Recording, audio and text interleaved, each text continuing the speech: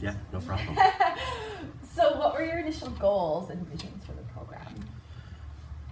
To do more good than harm was the initial goal. I'm very aware that I think a lot of my own motivation and the motivation of the students and the parents who sign up to go on this trip, I think we're do-gooders. We like helping people. We like doing something good for somebody. But I've read enough that I'm aware that what we as foreigners think is good is not always good. And so the moment I started talking to Freddie about, would you accept volunteers, I started trying to find Latinos here in Canada and other aid workers and saying, what do we do so that we don't make a bigger mess? Yeah. We want to do good things. We want to help people. We want to walk alongside, but we don't want to mess them up. We don't want to impose our agenda, our morals, our values. It's so becoming aware of who they were and what they needed or wanted in life, and then trying to figure out, so now how do we do that? Yeah. Was the initial goal. And so the easiest thing to tell kids or to tell interested participants, what we're doing is we're going down to become friends. We want to be friends. How do you behave? What do friends do?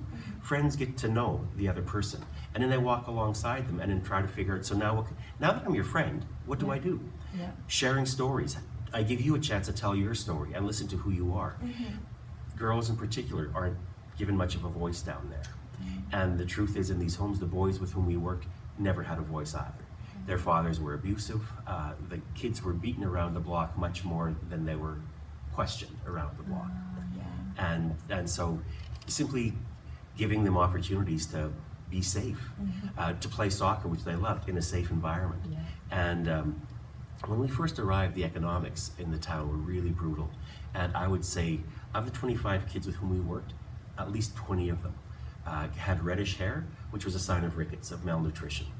And so so once we got there and saw this, we started buying food. We bought kids meals. We bought them. Fruit is so inexpensive by our standards, but not by their income levels. And so we would create food hampers for every kid to send to the homes with the kids, and then try to listen some more and play some more soccer and then play games in English and just simply put smiles on these kids' faces. And I think it succeeded. Yeah, it sounds like it. When was the first year that Ecuadorian boys came up here? February of 2013. Yes. It was an incredible event to have Hanover offer to allow students to come here. And we've now had a total of 15 who have come up. And it's incredible to see and hear them speak about what has happened for them as a result. Alex Gonzalez was one of the kids in the very first group. And he was on his way out of school. In Ecuador. His dad was alcoholic, a violent alcoholic philanderer.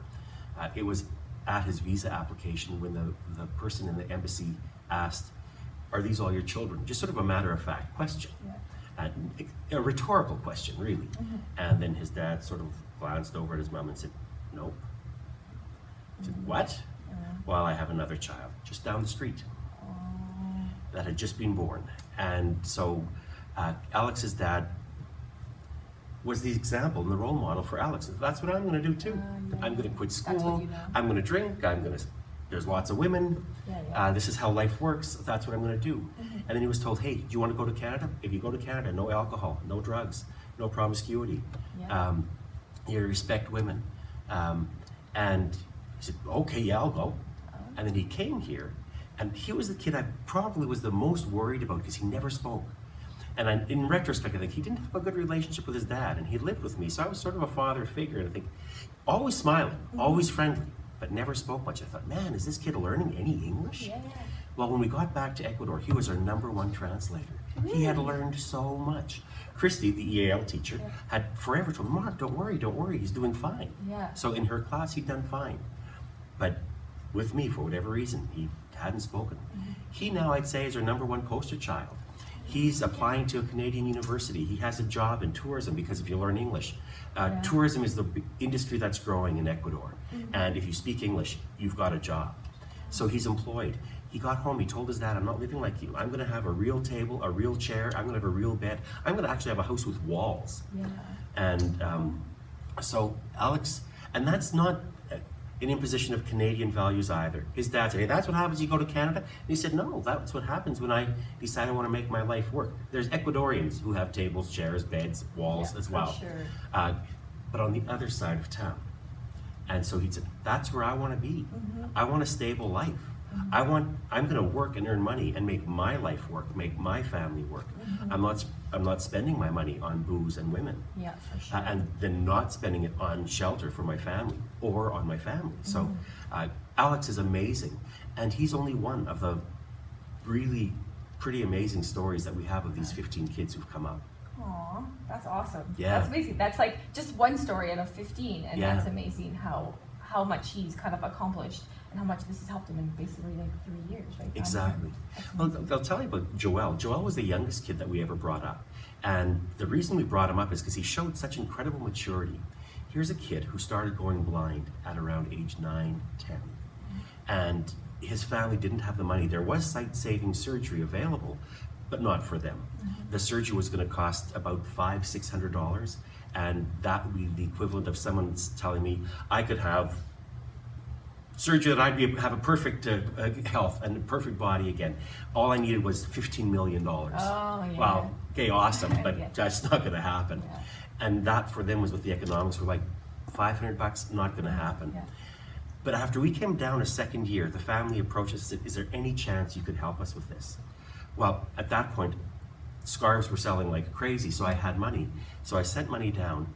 And so just before this happened, Joel, at age 10, 11, was thinking, so what can I do that's bigger than blindness? If I'm going blind, what can I do? He said, English. If I speak English, even if I'm blind, I'm employable. So he started teaching himself English when he was 10, 11 years old. Wow. What kind of which 10, 11-year-old Yeah. thinks, I'm going blind, what can I do that's bigger than blindness? Yeah. Shows an incredible wisdom and maturity on that kid's part. So at 14, he was going to turn 15 while in Canada. We asked his parents, would you let him come even though he's so young? And they said, yeah, we will. It's a big sacrifice for us to let him go, but we know the opportunity. So Joel came. His English, by the time he left here, was incredible. And now, 2 years later, he wouldn't consider himself fluent, but those of us who interact with him, we use him as a translator every summer when we go down. His English is amazing, and his heart is pure gold. And it's and in his family too. His family is about working to help other people, and so that's Joel's aspiration as well. And so here's a kid who, first of all, we were able to provide sight-saving surgery for him, and that was amazing. And now his learning, he's a leader. He's providing so much. He's teaching English lessons in Puerto Lopez to other kids. He's employed by businesses to help train the adults in English to help them out.